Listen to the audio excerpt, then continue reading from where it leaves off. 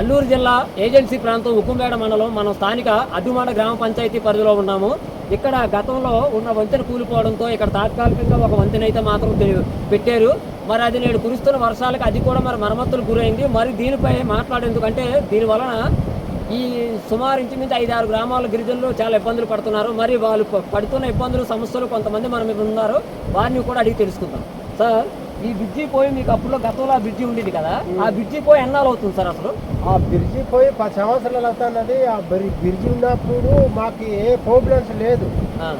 ఆ బ్రిడ్జి పోయిందండి మాకు చాలా ట్రబుల్గా అవుతున్నది. ఏదైనా అవసర వస్తువులు కానీ ఏదైనా ఒక హాస్పిటల్ కానీ ఒక గర్భిణీలు తీసుకుని వెళ్ళడానికి కానీ ఆ బ్రిడ్జి ఉన్నప్పుడు చాలా ప్రాబ్లమ్స్ లేదు. ఇప్పుడు అన్ని దానికి ఇబ్బందులు. ఈ గోడలు ఇది మొన్ననే కూలిపోగా మొన్న వేస్తే ఇదంతా మళ్ళీ కొట్టుకుపోయింది. అంటే మాకు తెలిసిన సమాచారం మేరకు ఏంటంటే ఆ బ్రిడ్జి కొత్త బ్రిడ్జి కట్టే వరకు కూడా తాత్కాలికంగా వేసారట. తాత్కాలికంగా వేసారు. తాత్కాలికంగా ఆ 3 పిల్లర్స్ అయిపోతుంది. ఆ బ్రిడ్జి పోతే ఎప్పుడు చేసేస్తారు. మాకు ఇబ్బందులు ఉండవు సార్. మరి ఇది ఆల్రెడీ అప్పుడు అధికారులు చేయిస్తామని అన్నారు, నిజమేనా? చేయిస్తామన్నారు. ఇదే నామమాత్రమే చేస్తున్నారు కానీ ఇది కంటిన్యూగా చేసి వేసినారు. 3 రోజులకి ఇదంతా టాటర్ వస్తే తాత్కాలిక చేసి పోయింది. మరి ఇప్పుడు మీరు అధికారులకు చెప్పాలనుకుంటా వచ్చిన వాళ్ళకి చెప్తానే పట్టించుకున్న నాది లేదు. మొన్న ఎంపీ గారు వచ్చినారు. మరి ఎంపీ గారితో కూడా పిలుచుకోసాము. మేము అధికారులతో మాట్లాడతాము, ప్రభుత్వం దృష్టికి తీసుకెళ్తామన్నారు. మరి ఎంతవరకు కేంద్రం దృష్టికి తీసుకెళ్తామన్నారు. ఎంతవరకు అవుతారో మరి స్థానికుల కథనం ప్రకారం ఇంకో విషయం ఏంటంటే నిజంగా చాలా బాధాకరమైన విషయమే చెప్పాలి ఇది. ఎందుకంటే ప్రభుత్వాలు మారుతున్నాయి, అలాగే మన జిల్లా కూడా అయింది. మన జిల్లా కాకుండా ముందు నుంచి ఈ సమస్య కొన్ని సంవత్సరాలు బట్టి కూడా అయితే ఉంది. ఇక్కడ ఇబ్బందులు పడుతున్నారు గిరిజనులు కూడా. మరి ఇప్పుడు వరకు ఈ సమస్యపై ఎవరు దృష్టి సారించకపోవడం నిజంగా చాలా ఆశ్చర్యకరమైన విషయం అనే చెప్పాలి. ఏదేమైనప్పటికీ మనం చూస్తున్నాము, గతంలో ఆ బ్రిడ్జి కూలిపోయి 8 సంవత్సరాలు కావస్తుంది. అప్పట్లోనే నూతనంగా బ్రిడ్జి నిర్మాణం చేపట్టేందుకు తాత్కాలికంగా ఇక్కడ ఈ బ్రిడ్జి అయితే వేశారు. కానీ ఈ బ్రిడ్జి వలన కూడా ఇదేదో తాత్కాలికంగా వేశారు తప్ప ఇక్కడ వేయడం వల్ల దాని వలన చూడండి ఈ మధ్యకాలంలో కురిసిన వర్షాలకి పూర్తిగా పోయింది.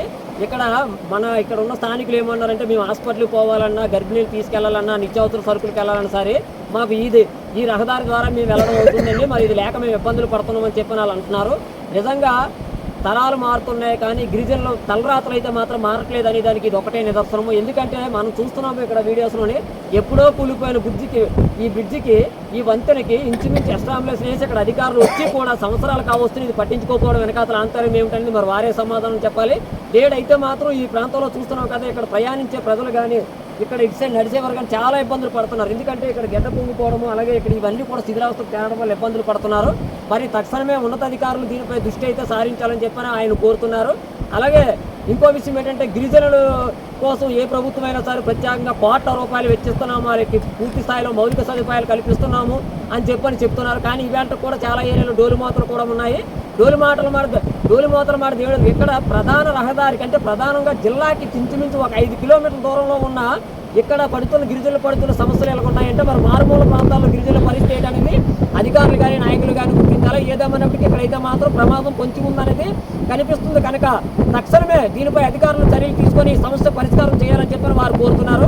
లేదు మన జీతాలు మనకు వచ్చేస్తున్నాలే, మనం సుఖంగా ఉంటున్నాము, గిరిజనులు ఎలా పోతే మనకెందుకులే, వాటి కోసం మనకి పట్టించుకునే అవసరం లేదని చెప్పని ఈ సమస్య గాలి వదిలేస్తారా లేకపోతే పట్టించుకొని నేడు పరిష్కారం చేస్తారా అనేది మనం వేచి చూడాల్సిందే.